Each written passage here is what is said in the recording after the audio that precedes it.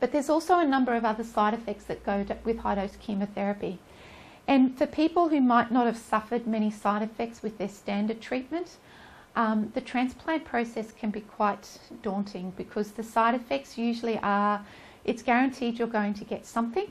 It's just the degree of the severity of that side effect and what you're going to get.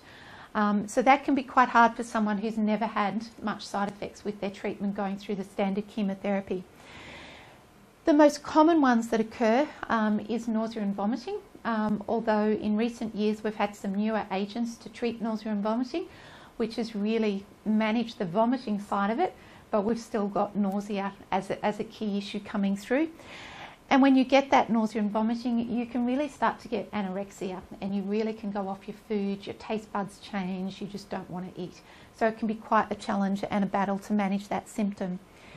The other side effect is mucositis. So the cells lining our mouth, which is the same lining down our esophagus into our stomach and through our small and large bowel, is all one lining, and that is also rapidly dividing. So every week we're turning over those cells that are lining our gastrointestinal tract.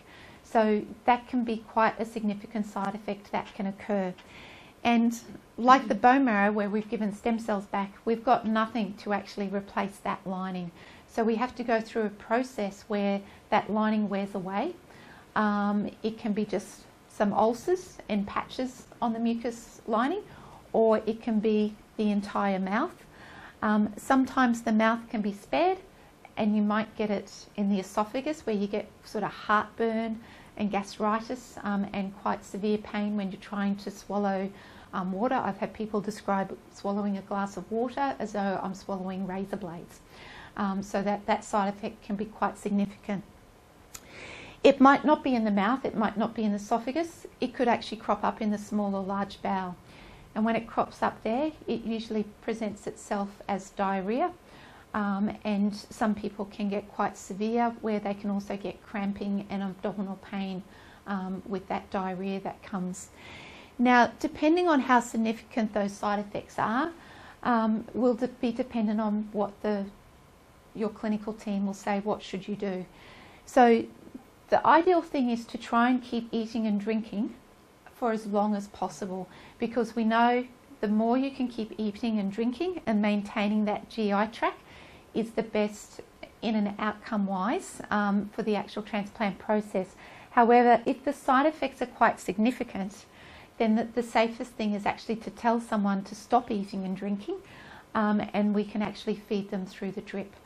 Now, that will vary from institutions as to whether they implement that, but I've seen probably people who get that sort of what we call grade 3 or grade 4 toxicity, where it's actually limiting them from swallowing, eating and drinking. You probably see about 4 or 5 patients a year. So it's not rare, it is common, and it's also very unfortunate when it occurs, because it's quite a debilitating side effect, and it can also be the side effect that keeps a person in hospital. So people sort of say, how long is a transplant? And I say, well, it can be anywhere from 3 weeks to 6 weeks. 3 weeks is someone who's had very minimal side effects and they've actually managed the transplant process well. 6 weeks is for those people who have encountered significant side effects. They've had to stop eating or drinking, they've had problems with fevers or infection, and all of those things have held them up in hospital, and they've had to stay longer. But I never get worried about anyone who's there for 6 weeks. And, you know, if you go home, then that's an absolute bonus if you can get home around 3.5 week mark. But I usually tell people, keep 6 weeks as your figure in mind, and then if you get out earlier, it's a bonus. But if you're still there around 4 weeks, you know that this is expected, and it's just the side effects that you've encountered. With the bone marrow, you can get low blood counts, and the impact of that on a person is really dependent on the chemotherapy that's being given. So if someone's just had the melphalan, where it's just 1 day of chemotherapy, chemotherapy's peak effect is usually in 7 to 10 days' time. But if you think about, we've reinfused stem cells 24 hours later, and they usually take 10 to 14 days to engraft. So quite often someone who's had a melphalan transplant may only experience low blood counts for say 2 or 3 days. And they might actually not get into difficulties. They might not find that they need any antibiotics. They may need very little platelet transfusions or blood transfusions, and they actually manage their transplant process fairly well. Those that have 6 days of chemotherapy, usually your counts are heading down to being 0 at the time of your reinfusion. So usually those people have got 10 to 14 days where their counts are absolutely 0 before their cells start to come back. So those people have got a longer period of time where they've got more increased susceptibility to infections creeping in and other complications sort of occurring. Does anyone have any questions about?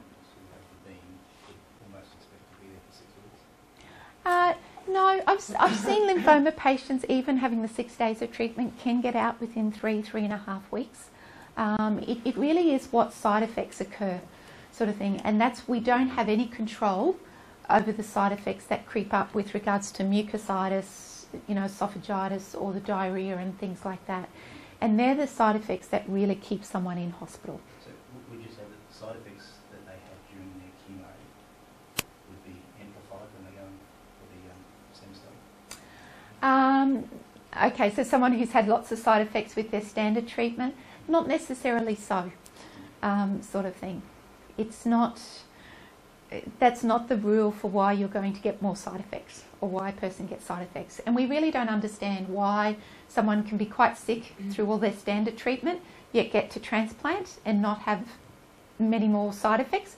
And then someone who's done very well thinks, oh, okay, this is going to be a breeze, but then can crash over and have quite significant side effects, and really feel quite miserable during their transplant process.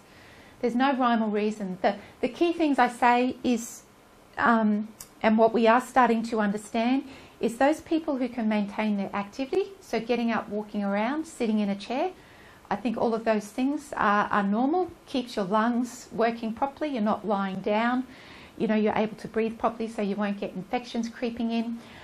Trying to maintain that diet for as long as possible, but once those side effects that do creep into the gastrointestinal system start to occur, then it's backing off and modifying that diet so that we don't make those symptoms worse, sort of thing, and then having that settle down. But the key thing to let someone go home is that they do need to be eating and drinking. They need to be able to maintain their hydration. So if they've got a lot of diarrhea, they're not going to be able to maintain that level of fluid at home. So they're things that are going to keep someone in hospital until we can have all of those things settle down. And there's certainly, we've got drugs and different things available that we didn't used to have to try and manage that fluid loss from diarrhea and things like that. Okay. There are some other sort of side effects that I've got listed there. Some are rare, some are common, like hair loss is something that's very common, and certainly rash is something that can occur with all of the drugs and different things going into the system. But other things like hypersensitivity reactions and lung toxicity, that can be very variable from person to person. But again, you go through a sort of testing process to make sure that we've got a baseline assessment of the functioning of all organs before you go into that transplant, so that we've got a bit of an idea of what might occur during that transplant.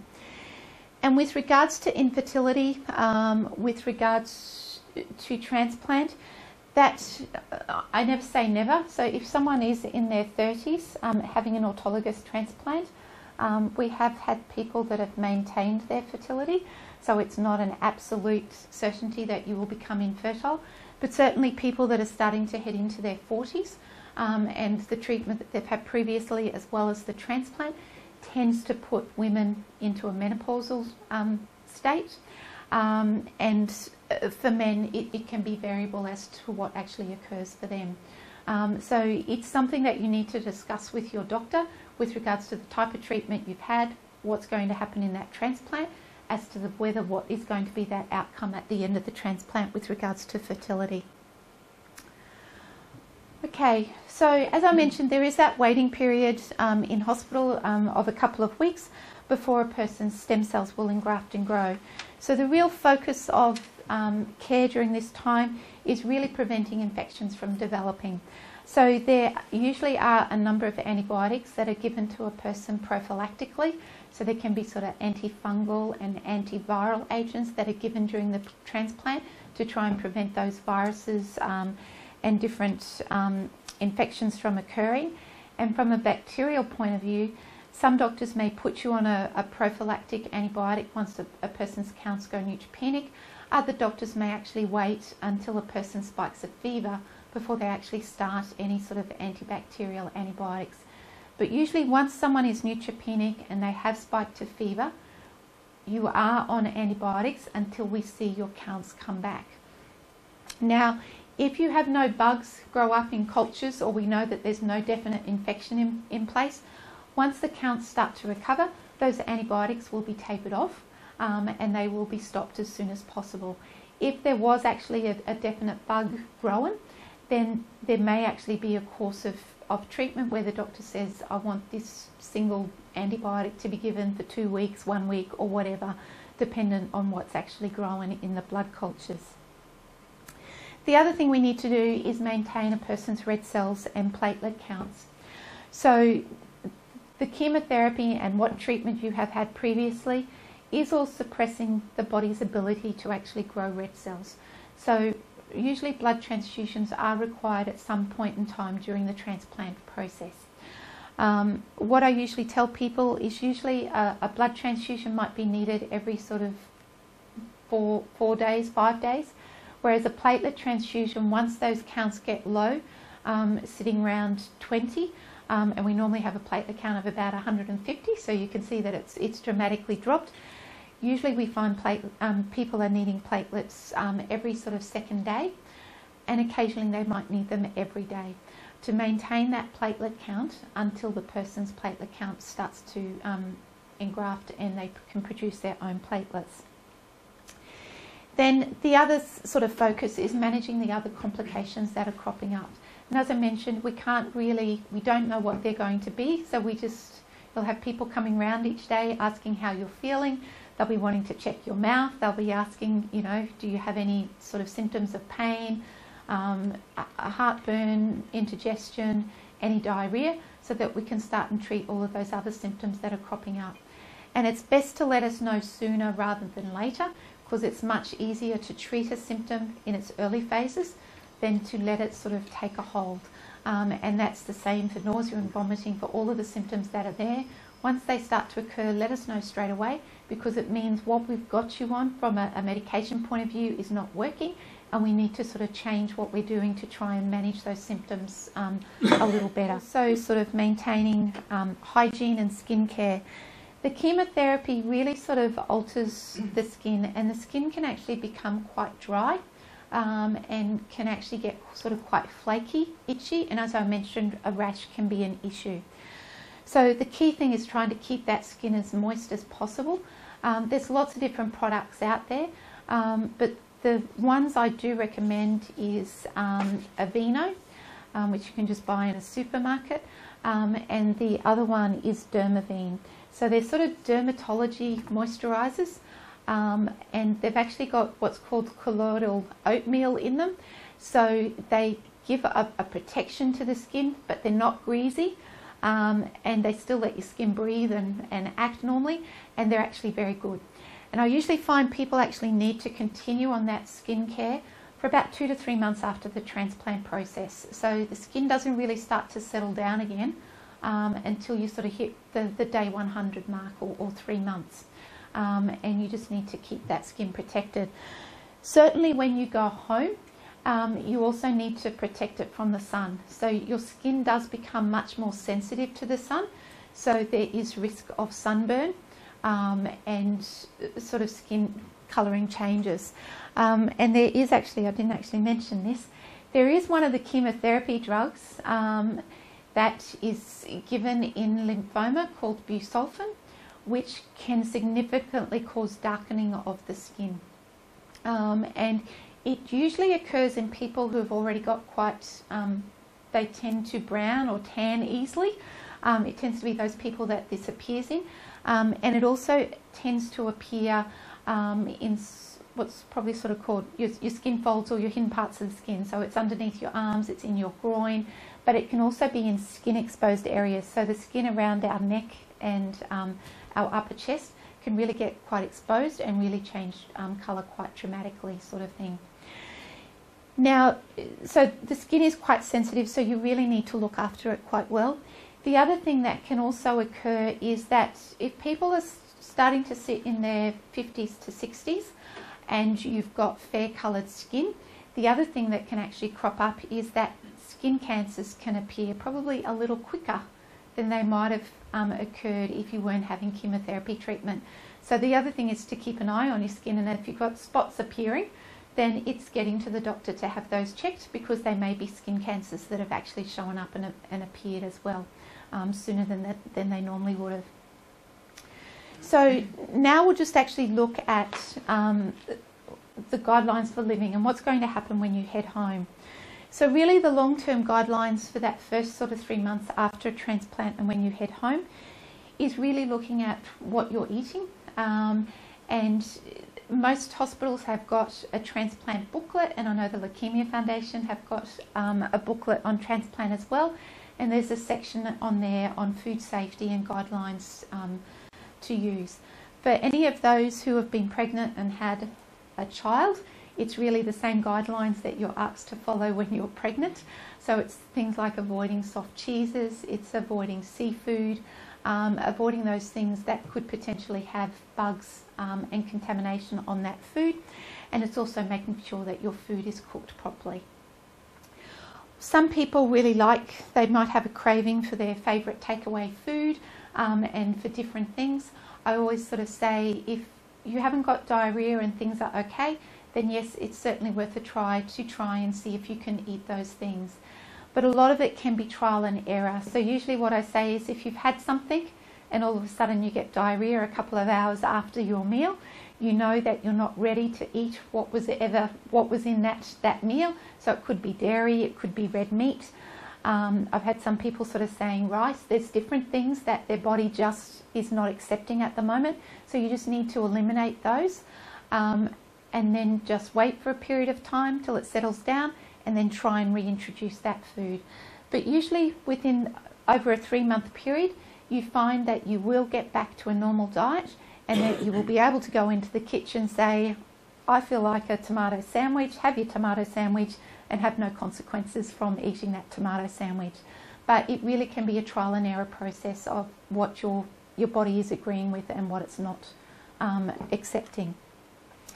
The other thing is looking at, for those who are still at work, when is a good time to return to work? Now, some people can be keen to get back to work, and that may be financial reasons that is driving that decision. Other people are saying that they're bored and that they just want to head back. I do sort of say that you really do need to take time. Although you might be feeling okay, you're at home, you've probably had a period of time off work, going through your actual treatment as well as the transplant, so that your physical demand of heading to work and doing 8 hours of work and heading home and doing what you do at home can actually be a lot to take on. So I usually tell people to enjoy a period of time of 4 to 6 weeks just being at home, recovering, before you think about going back to work. Some people do have that option where their employers will say, okay, you can do part-time work or you can work from home. There's lots of different options that can be available to people, but I still say to have a period of time before you head back to work, just being at home. The other reason I say that is that a family or the carer and that person who's gone through the treatment have actually been on a bit of a roller coaster ride. So having that 4 weeks of not being sick, feeling okay, is having time together, sharing it as a family before you get back into a normal routine and heading off to work and doing all of those things that sort of occupy life. The other thing people can look at is actually looking ahead at, what do I want to do? Usually having a diagnosis of a hematological malignancy can actually get people to sort of refocus, well, do I want to go back to work and do what I want to do, or do I want to change? And some people sort of say that they really don't want to get back on the treadmill that they were on before they had their diagnosis of lymphoma or myeloma. But a key thing that you really need to look at to really manage that transplant process is really getting into a routine of making sure that you've got rest, you are exercising to build up your physical tolerance again, and that you do have a good diet nutritionally that actually helps you recover. Because if you think about what your body's gone through, it's gone through a lot, so it's going to need a good diet to actually recover and bring it back to some sort of a healthy, normal level. And some people say that they never really feel normal again, but it's feeling well. So that you're well post that transplant and you're able to do the things that you want to do. So it can be common sense that you need to look at those things.